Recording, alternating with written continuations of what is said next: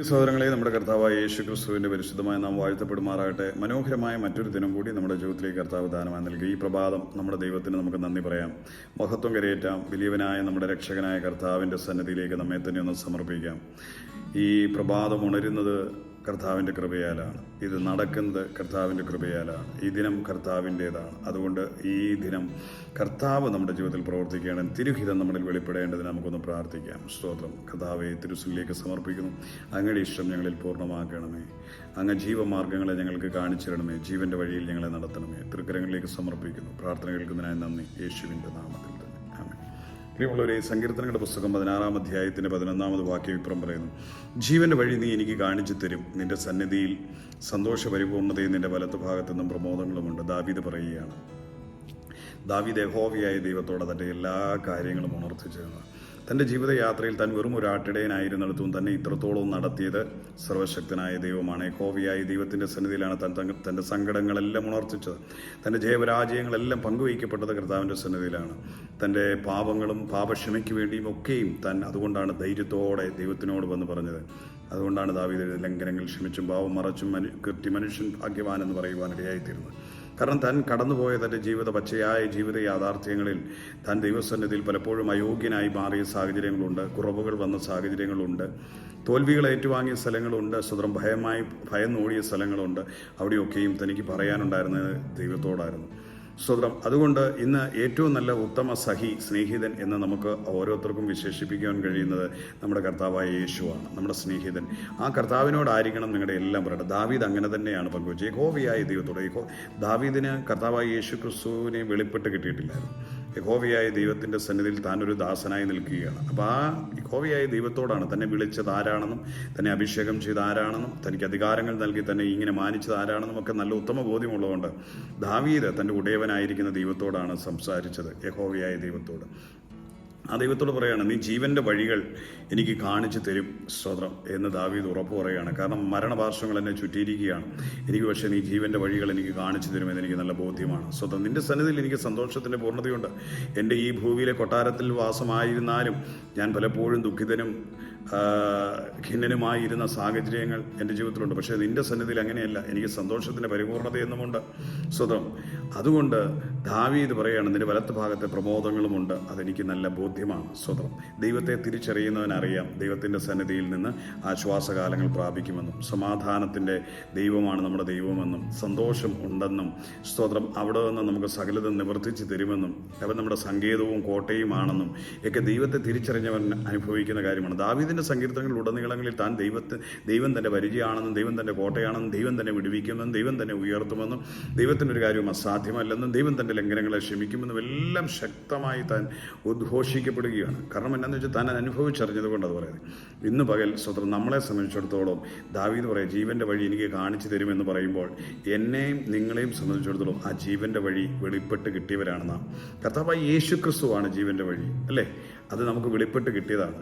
ആ യുഗങ്ങൾക്ക് മുൻപ് ദാവീദ് ജനിച്ചതുകൊണ്ടാണ് ദാവീദ് യഹോവയായ ദൈവത്തോട് ഇത് പറയുന്നതെങ്കിൽ ഇന്ന് ദാവീദിൻ്റെ സ്ഥാനത്ത് നമ്മൾ പറയുന്നത് എങ്ങനെയാണ്? കർത്താവേ, നീ എനിക്ക് ജീവമാർഗ്ഗങ്ങളെ കാണിച്ചു തന്നതിനായി സ്തോത്രം. കാണിച്ചു തരും എന്ന് പറഞ്ഞെടുത്ത് കാണിച്ചു തന്നതിനായി സ്തോത്രം. ഞാനും നിങ്ങളും ഓർക്കണം, ഞാൻ തന്നെ വഴിയും സത്യവും ജീവനും എന്ന് പറഞ്ഞ കർത്താവ് എന്നിലൂടെ അല്ലാതെ ആർക്കും പിതാവിൻ്റെ സ്ഥലത്തേക്ക് പ്രവേശിക്കാൻ കഴിയത്തില്ലെന്ന് പറഞ്ഞവനെ, ഞാൻ തന്നെയാണ് വഴി എന്ന് പറഞ്ഞതിനെ കർത്താവ് ജീവൻ്റെ വഴി ഏതാണെന്ന് നമുക്ക് കാണിച്ചു തന്നിരിക്കുകയാണ്. കാരണം അവൻ്റെ പരമയാഗത്തിലൂടെ, തൻ്റെ ബലിമരണത്തിലൂടെ, തൻ്റെ പാപമോചന യാഗത്തിലൂടെ സ്തോത്രം താൻ നമുക്ക് വേണ്ടി ജീവൻ്റെ വഴി തുറന്നു. ദേഹമെന്ന തിരശ്ശീല ചീന്തിക്കൊണ്ട് പിതാവിൻ്റെ സന്നിധിയിലേക്ക് പ്രവേശിക്കുവാനുള്ള ജീവൻ്റെ വഴി നമുക്ക് തുറന്നു. അപ്പോൾ ഇന്ന് നാം നടക്കുന്നത് എങ്ങനെയാണ്?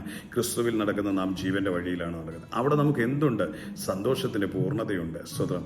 കാരണം നീ ഇരുട്ടിൻ്റെ അധികാരിയുടെ കീഴിലായിരുന്നു ഒരു കാലഘട്ടം. അന്ന് ദുഃഖവും പല്ലുകടിയും ഞെരിച്ചിലും കണ്ണുനീരുകളുമായിരുന്നു. അവിടെ നിനക്ക് പരിഭവവും സങ്കടങ്ങളുമായിരുന്നു. അവിടെ നിനക്ക് ശാപഗ്രസ്തമായ അനുഭവമായിരുന്നു. അതെ, എന്നാൽ ഇന്ന് അങ്ങനെയല്ല. തിരുവചനം പറയുന്നു, ഇരുട്ടിൻ്റെ അധികാരത്തിൽ നിന്ന് അവൻ നമ്മെ വിടുവിച്ച് സ്നേഹസ്വരൂപനായ പുത്രൻ്റെ രാജ്യത്തിലാക്കി വെച്ചിരിക്കുകയാണ്. അപ്പോൾ സ്നേഹസ്വരൂപനായ പുത്രൻ്റെ രാജ്യത്തിൽ എന്തുണ്ട്? സന്തോഷമുണ്ട്.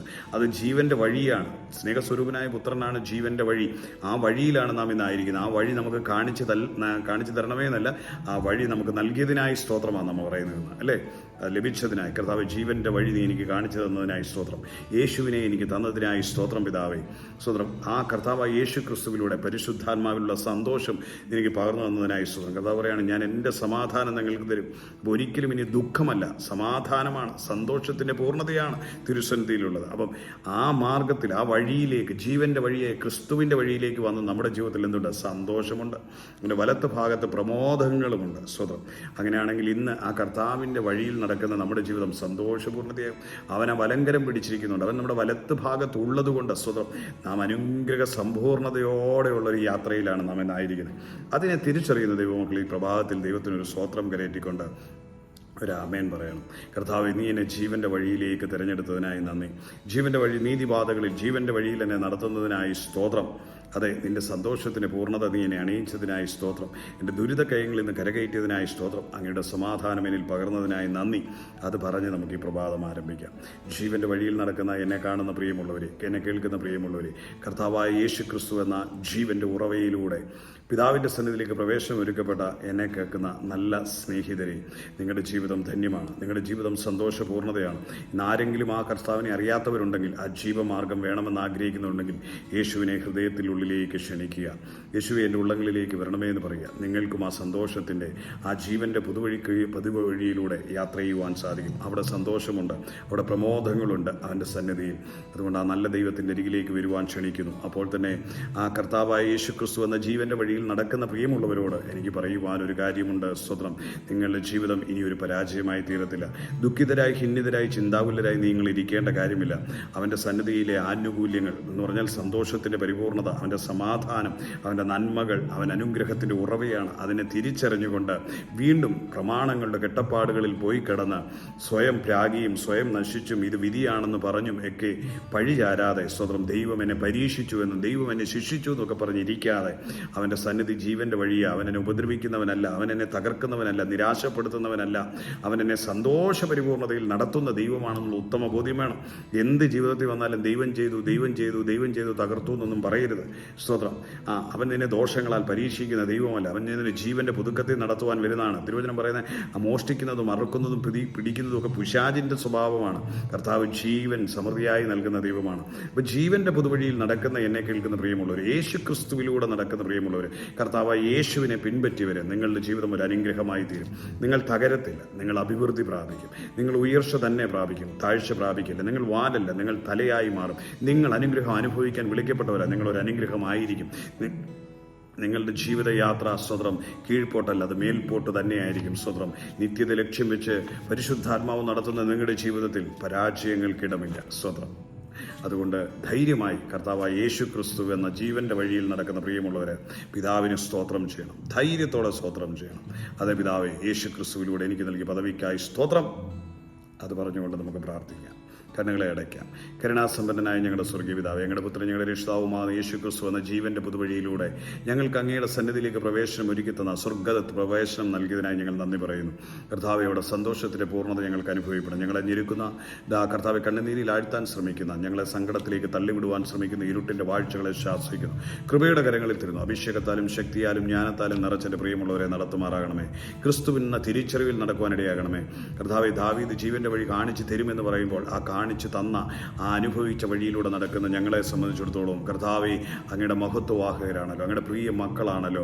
കർത്താവെ, ആ ജീവൻ്റെ വഴിയിൽ നടക്കുന്ന ഞങ്ങളുടെ ജീവിതം സമൃദ്ധി ഹേതുവാണല്ലോ. കർത്താവെ, ശത്രുവിന് ഇനി അപഹരിക്കുവാനോ അറുക്കുവാനോ മുടിക്കുവാനോ കഴിയാത്തോണം തിരുരക്തം ഞങ്ങളെ മറച്ചിരിക്കുകയാണല്ലോ. ദൂതർ സഞ്ചയം ഞങ്ങൾക്ക് പരിപാലനമാണല്ലോ. അങ്ങയുടെ കോട്ടയിലാണല്ലോ, അങ്ങയുടെ ചിറകടിയിലാണല്ലോ, അങ്ങയാകുന്ന പരിചയക്കുള്ളിലാണല്ലോ ഞങ്ങളായിരിക്കുന്നത്. ആ സുരക്ഷിതമായ കരങ്ങളിൽ ഞങ്ങളെ സൂക്ഷിക്കുന്നതിനായി സ്തോത്രം ചെയ്യും. തൃക്കരങ്ങളിൽ തരുന്നു. ഇന്ന് ആരെങ്കിലുമൊക്കെ കർത്താവെ സ്തോത്രം, അങ്ങയുടെ ആ സുരക്ഷിതത്വം, അങ്ങയുടെ ആ കരുതൽ ആ വലയത്തിനുള്ളിൽ അല്ലെങ്കിൽ അതിൻ്റെ പുറത്തു നിന്നുകൊണ്ട് സങ്കടപ്പെടുന്നെങ്കിൽ, ശപിക്കപ്പെട്ട അനുഭവത്തിൽ കിടക്കുന്നെങ്കിൽ, ഗദ്ഗതപ്പെടുന്നെങ്കിൽ അവർക്കൊരു വിടുതൽ നൽകണമേ എന്ന് ഞാൻ പ്രാർത്ഥിക്കുന്നു. രോഗബന്ധനങ്ങളെ അഴിച്ചുകൊണ്ട്, അവരുടെ കെടുതികളിൽ നിന്ന് അവർക്ക് വിടുതൽ നൽകിക്കൊണ്ട്, അവരുടെ കുടുംബത്തിൽ സമാധാനം നൽകിക്കൊണ്ട് വ്യക്തി ജീവിതത്തെ അനുഗ്രഹിക്കണമേ എന്ന് പ്രാർത്ഥിക്കുന്നു. കർത്താവിൻ്റെ കരങ്ങളിലേക്ക് തരിക. ഇന്ന് ആദ്യമായി കേൾക്കുന്നവരെ അനുഗ്രഹിക്കുന്നു. കർത്താവെ, ചാനലുകളിലെ ഓരോ കുടുംബാംഗങ്ങളെയും അനുഗ്രഹിക്കുന്നു. കർത്താവെ, ഞങ്ങളുടെ യാത്രകളെ അനുഗ്രഹിക്കുന്നു, ഞങ്ങളുടെ പഠനങ്ങളെ അനുഗ്രഹിക്കുന്നു, ഞങ്ങളുടെ ഭാവിയെ അനുഗ്രഹിക്കുന്നു, കുടുംബജീവിതത്തെ അനുഗ്രഹിക്കുന്നു, പങ്കാളിത്തം പങ്കാളികളെ അനുഗ്രഹിക്കുന്നു, തലമുറകളെ അനുഗ്രഹിക്കുന്നു, ഞങ്ങളുടെ ബന്ധുമിത്രാദികളെ ഞങ്ങളെ അനുഗ്രഹിക്കുന്നു, ഞങ്ങളുടെ സഭയെ അനുഗ്രഹിക്കുന്നു, ഞങ്ങളുടെ പാസ്റ്റേഴ്സ്, ഞങ്ങളുടെ കൂട്ടുവരവുകളെ അനുഗ്രഹിക്കുന്നു, കൂട്ടു സഹോദരങ്ങളെ അനുഗ്രഹിക്കുന്നു. കർത്താവേ, അങ്ങയുടെ കരങ്ങളിലേക്ക് സമർപ്പിക്കുന്നു. പിതാവ്, ഞങ്ങളുടെ പ്രാർത്ഥന കേൾക്കുന്നതിനായി സ്തോത്രം. യേശു ക്രിസ്തുവിന്റെ വിലയേറിയ നാമത്തിൽ തന്നെ. ആമേൻ, ആമേൻ, ആമേൻ. കർത്താവ് ഇവരെയും ധാരാളമായി അനുഗ്രഹിക്കട്ടെ. Garh bless you. Love you. നിങ്ങളുടെ പ്രിയ സഹോദരൻ മനോജ് മാത്യു. വിലപ്പെട്ട പ്രാർത്ഥനകൾക്കായി നിങ്ങൾ അടിയിൽ കാണുന്ന വാട്സപ്പ് നമ്പറിൽ കോൺടാക്റ്റ് ചെയ്യണം. അതുപോലെ തന്നെ നിങ്ങൾ സബ്സ്ക്രൈബ് ചെയ്തിട്ടില്ലെങ്കിൽ നമ്മുടെ ചാനലൊന്ന് സബ്സ്ക്രൈബ് ചെയ്യണം, ഷെയർ ചെയ്യാൻ മറക്കരുത്. വിലപ്പെട്ട കമൻറ്റുകൾ രേഖപ്പെടുത്തണം. നിങ്ങളെ ഓർത്ത് പ്രാർത്ഥിക്കുന്നു. കർത്താവ് എല്ലാവരെയും ധാരാളമായി അനുഗ്രഹിക്കട്ടെ. Once again, love U.